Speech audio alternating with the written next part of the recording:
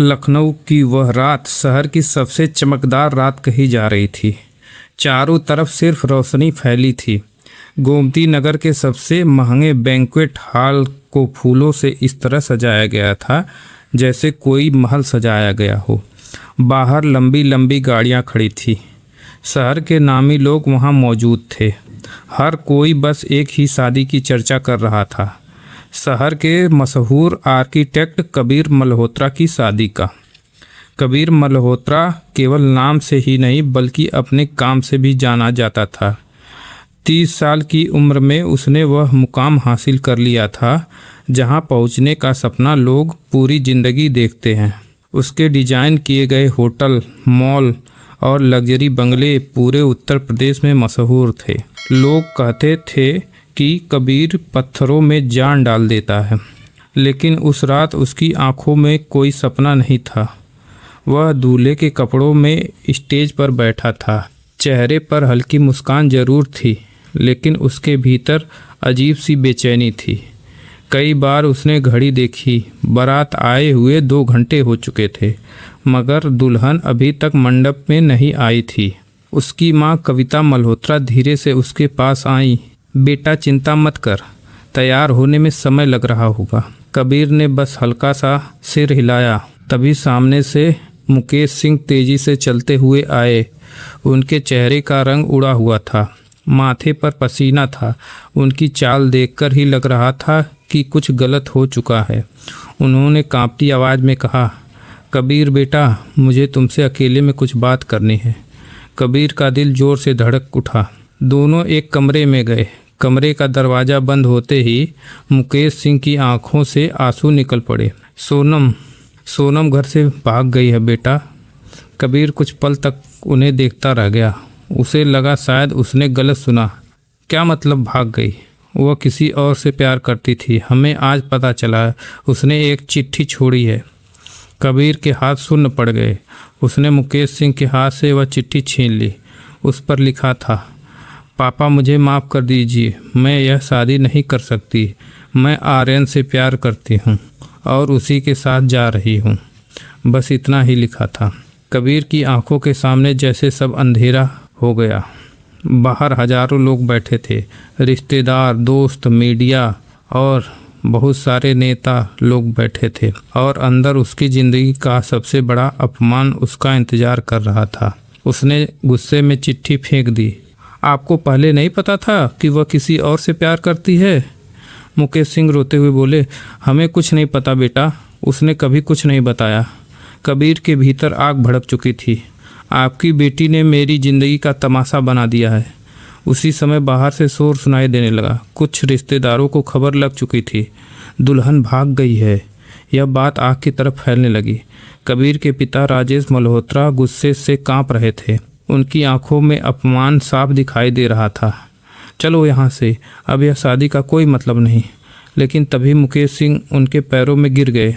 मुझे बर्बाद मत होने दीजिए भाई साहब, मेरी इज्जत ख़त्म हो जाएगी। कमरे में सन्नाटा छा गया। फिर मुकेश सिंह ने वह बात कही जिसने सब कुछ बदल दिया, अगर आप चाहें तो मीरा से शादी हो सकती है। कबीर ने चौंककर उनकी तरफ देखा। मीरा सोनम की छोटी बहन है। एक शांत, सादगी पसंद और बेहद कम बोलने वाली लड़की है। कबीर ने उसे बस 2-3 बार ही देखा था। हर बार वह घर के किसी कोने में चुपचाप खड़ी मिलती थी। राजेश मल्होत्रा गुस्से से बोले, क्या हमारी कोई इज्जत नहीं है? एक बेटी भाग गई तो दूसरी को बैठा दोगे? लेकिन मुकेश सिंह हाथ जोड़कर बोले, मीरा बहुत अच्छी लड़की है भाई साहब, वह आपके परिवार को कभी शर्मिंदा नहीं करेगी। कबीर के भीतर तूफान चल रहा था। वह वहाँ से निकल जाना चाहता था, लेकिन बाहर मौजूद हजारों लोगों की नज़रें, परिवार की इज्जत, समाज के ताने सब उसके दिमाग में घूमने लगे। तभी कमरे के दरवाजे पर हल्की आहट हुई। सबकी नज़र उधर गई। मीरा वहाँ खड़ी थी, सफ़ेद और लाल रंग का लहंगा पहने हुए, आंखें नम थी, चेहरा डरा हुआ था। उसने धीरे से कहा, अगर इस शादी से दोनों परिवारों की इज्जत बच सकती है तो मैं इसके लिए तैयार हूँ। कबीर ने पहली बार उसकी आंखों में देखा। वहाँ डर था, दर्द था, लेकिन कोई शिकायत नहीं थी। कबीर के मन में अचानक एक सवाल उठा, क्या इसे पहले सब पता था? क्या यह भी सोनम के इस खेल में शामिल थी? उसका गुस्सा और बढ़ गया। कुछ देर बाद फैसला हो चुका था। उसी मंडप में अब मीरा दुल्हन बनकर बैठी थी। लोग कानाफूसी कर रहे थे। बड़ी बहन भाग गई, छोटी से शादी हो रही है, क्या तमाशा है। हर शब्द कबीर के सीने में तीर की तरह चुभ रहे थे। फेरे शुरू हुए, पंडित मंत्र पढ़ रहे थे, लेकिन कबीर के कानों में सिर्फ एक आवाज़ गूंज रही थी, दुल्हन भाग गई। फेरों के दौरान एक बार उसका हाथ गलती से मीरा के हाथ से टकराया। मीरा कांप उठी, लेकिन कबीर ने तुरंत हाथ पीछे खींच लिया। उसके मन में नफरत भर चुकी थी। शादी संपन्न हो चुकी थी, लेकिन यह रिश्ता एक शुरुआत नहीं बल्कि एक सजा जैसा लग रहा था। रात को जब मीरा उसके कमरे में आई तो कमरे में अजीब सा सन्नाटा था। कबीर खिड़की के पास खड़ा था। उसने बिना उसकी तरफ देखे कहा, एक बात हमेशा याद रखना है, यह शादी सिर्फ समझौता है, इससे ज़्यादा कुछ मत समझना। मीरा चुप रही। और मुझे झूठ से बहुत नफरत है। मीरा की आंखों में आंसू भर आए, लेकिन उसने फिर भी धीमी आवाज़ में कहा, मैंने आपसे कभी झूठ नहीं बोला। कबीर गुस्से से उसकी तरफ मुड़ा। तुम्हें सोनम के बारे में पहले से पता नहीं था? मीरा खामोश रही। उसकी यह खामोशी कबीर को जवाब लगने लगी। उसने गुस्से में पास रखा फूलदान जमीन पर फेंक दिया। तुम सब एक जैसे हो। मीरा डर गई, लेकिन उसने खुद को संभाला। मैंने बहुत कोशिश की थी उसे रोकने की। बस करो, कबीर ने चीखते हुए कहा। आज तुम्हारी बहन की वजह से पूरा शहर मुझ पर हंस रहा है। मीरा की आंखों से आंसू बहने लगे, लेकिन उसने फिर भी धीरे से कहा, आप चाहे तो मुझे दोष दे सकते हैं। कबीर उसकी बात सुनकर और भड़क गया। दोष? तुम भी उतनी ही जिम्मेदार हो जितनी वह जिम्मेदार थी। उस रात दोनों एक ही कमरे में सोए थे, लेकिन उनके बीच नफरत की एक ऐसी दीवार खड़ी हो चुकी थी जिसे तोड़ना नामुमकिन लग रहा था। रात के लगभग 2 बजे अचानक कबीर का फ़ोन बजा। उसने देखा एक अनजान नंबर। उसने कॉल उठाई। सामने से एक आदमी की आवाज़ आई, अगर अपनी बीवी के बारे में सच जानना है तो कल सुबह गोमती नदी के पुराने पुल पर पहुंच जाना। कॉल कट गया। कबीर कुछ सेकंड तक फ़ोन को घूरता रहा। उसने पीछे मुड़कर मीरा की तरफ देखा।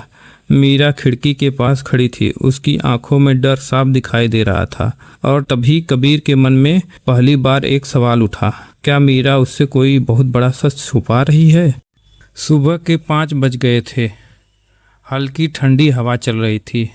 आसमान में धुंध फैली हुई थी, लेकिन कबीर मल्होत्रा की आंखों में पूरी रात नींद नहीं आई थी। उसके दिमाग में बार बार वही आवाज़ गूंज रही थी, अगर अपनी बीबी के बारे में सच जानना है तो सुबह पुराने पुल पर पहुंच जाना। सुबह के समय ही वह तेजी से अपनी कार चलाते हुए गोमती नदी के पुराने पुल की तरफ बढ़ रहा था। उसके भीतर गुस्सा था, बेचैनी थी, और सबसे ज़्यादा था एक अजीब सा शक। उसे लग रहा था कि शायद मीरा ने उससे बहुत बड़ा राज छुपाया है। कार पुल के पास जाकर रुकी। चारों तरफ सन्नाटा था, केवल नदी के बहने की आवाज़ सुनाई दे रही थी। कबीर कार से नीचे उतरा और इधर उधर देखने लगा। तभी पीछे से एक आदमी की आवाज़ आई, आप ही कबीर मल्होत्रा हैं क्या? कबीर ने मुड़कर देखा। करीब 35 साल का एक आदमी वहाँ खड़ा था। चेहरे पर दाढ़ी थी, आंखों में घबराहट दिखाई दे रही थी। कौन हो तुम? वह आदमी धीरे से बोला, मेरा नाम विकास है, मैं आर्यन का दोस्त हूँ। कबीर की आंखें सिकुड़ गईं। कौन आर्यन? वही जिसके साथ सोनम भागी थी। कबीर का गुस्सा अचानक बढ़ गया। उसने कॉलर पकड़ लिया। कहाँ है वो दोनों? विकास डर गया। आर्यन शहर छोड़कर भाग गया है और मुझे नहीं पता कि सोनम कहाँ है, लेकिन मैं आपको एक ज़रूरी बात बताने आया हूँ। कबीर ने उसका कॉलर छोड़ दिया। विकास ने जेब से एक छोटा सा लिफाफा निकाला। यह मुझे कल रात आर्यन ने दिया था। उसने कहा था कि अगर मेरे साथ कुछ गलत हो जाए तो यह आपको दे दूं। कबीर ने लिफाफा छीन लिया। उसके हाथ हल्के कांप रहे थे। उसने जैसे ही लिफाफा खोला, अंदर कुछ फ़ोटो और एक पेन ड्राइव निकली। पहली फोटो देखते ही उसके चेहरे का रंग बदल गया। फोटो में सोनम किसी होटल के कमरे में बैठी थी। उसके सामने दो अनजान आदमी थे और मेज पर बहुत सारे पैसे रखे थे। दूसरी फोटो में वह लोग किसी कागज पर साइन कर रहे थे। तीसरी फोटो देखकर कबीर की सांसें अटक गई। उसमें मुकेश सिंह भी मौजूद थे। कबीर ने गुस्से से पूछा, यह सब क्या है? विकास धीमी आवाज में कहा, मुझे पूरी बात नहीं पता, लेकिन आर्यन बहुत डरा हुआ था। वह कह रहा था कि सोनम किसी मुसीबत में फंस चुकी है और वह उसके सामने अब नहीं जा सकता, इसलिए वह शहर छोड़कर जा रहा है। कबीर कुछ अभी समझ नहीं पा रहा था। उसी समय विकास बोला, और एक बात। और बोलो, क्या बात है? मीरा जी इस सब में शामिल नहीं हैं, बल्कि उन्होंने कई बार सोनम को रोकने की कोशिश की थी। कबीर चुप हो गया। उसे रात वाली बात याद आ गई। मैंने बहुत कोशिश की थी उसे रोकने की। कबीर सोच में पड़ गया, क्या मीरा सच बोल रही थी? तभी विकास ने आखिरी बात कही। आर्यन ने कहा था कि अगर वह गायब हो जाए तो सबसे पहले मीरा जी को खतरा होगा। कबीर चौंक गया, मतलब? लेकिन विकास सब कुछ बोल पाता उससे पहले ही अचानक एक काली एसयूवी कार तेजी से वहां आई। विकास डर गया। वे लोग लगता है आ गए। अगले ही पल दो आदमी कार से उतरे। उनके हाथों में हथियार थे। कबीर समझ गया कि मामला बहुत गंभीर है। एक आदमी चिल्लाया, वो पेन ड्राइव हमें दे दो। कबीर ने तुरंत पेन ड्राइव जेब में रख ली। पहले बताओ तुम लोग कौन हो? लेकिन जवाब देने के बजाय उन्होंने हमला कर दिया। कबीर बचपन से फिटनेस का शौकीन था। उसने तुरंत एक आदमी को धक्का दिया और विकास को लेकर वहां से भागा। गोलियों की आवाज़ पुल पर गूंज उठी। आसपास के लोग दूर से देखने लगे। कबीर किसी तरह कार तक पहुंचा और तेजी से वहां से निकल गया। उसका दिल बहुत